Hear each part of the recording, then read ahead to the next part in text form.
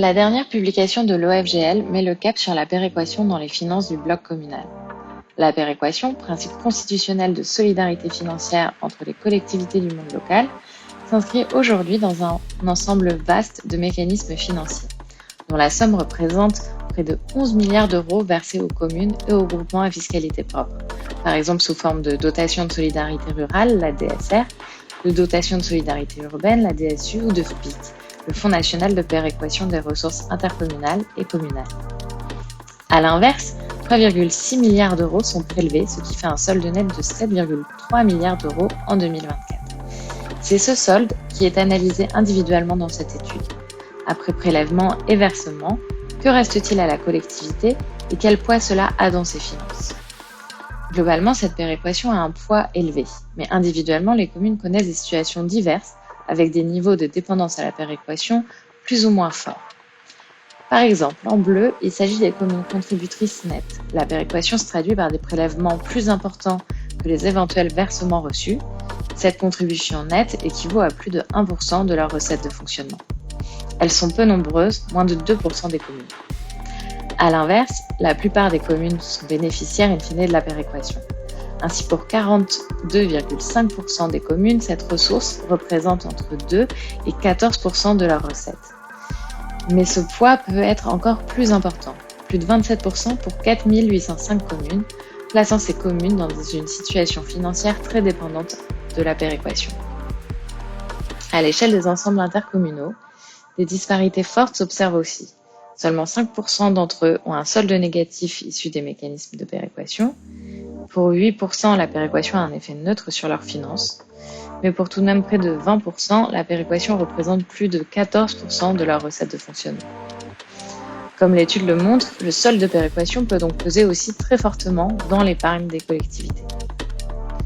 Cette analyse des disparités permet de dresser une géographie de la dépendance à la péréquation. Cette carte est à l'échelle des ensembles intercommunaux. Des cartes à l'échelle communale sont disponibles dans le Capsule.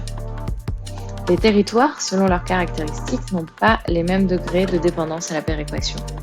Le monde très rural, par exemple, est globalement plus dépendant à la péréquation, y compris en excluant le fonds de péréquation pour les DMTO, droits de mutation à titre onéreux, des villes non touristiques de moins de 5000 habitants. La part bleu clair sur le graphique. A l'inverse, les grands centres urbains, donc les zones les plus denses, concentrent à la fois des communes très contributrices et des communes très bénéficiaires. Alors, quelles conséquences sur la situation financière de la collectivité? Tout d'abord, de par les critères péréquateurs utilisés dans le versement des fonds et des dotations, la péréquation ne se substitue pas au levier fiscal. Les territoires les plus dépendants sont aussi ceux où l'effort fiscal est déjà élevé et sur des bases imposables faibles. Ensuite, il n'y a pas d'effet entraînant des situations financières plus favorables. Les territoires les plus dépendants ont globalement tendance à dépenser moins, comme l'illustre ce graphique qui mesure les dépenses par habitant par classe de dépendance à la péréquation. Des ensembles intercommunaux contributeurs nets en bleu aux territoires ultra-dépendants en marron foncé. L'étude montre par ailleurs que même avec les bénéfices des flux de péréquation, les recettes de fonctionnement diminuent encore plus nettement à mesure que la dépendance à la péréquation augmente. Ainsi, les territoires très bénéficiaires n'ont pas plus de facilité à dégager de l'autofinancement et l'épargne par habitant y reste en moyenne plus faible.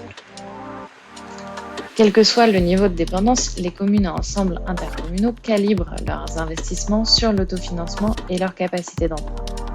À mesure que le territoire est plus dépendant à la péréquation, il a donc tendance à investir moins, mais avec des délais de désendettement qui se dégradent. Signe que le levier de l'emprunt reste également bien actionné, mais à hauteur des possibilités.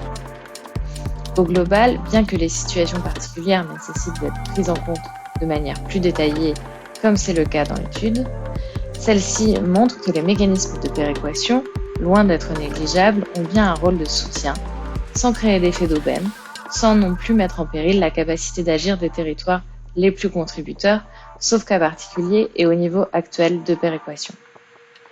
Retrouvez tous les détails dans le cap sur la péréquation dans les finances du bloc communal de l'OFGL en cliquant sur ce lien. À bientôt!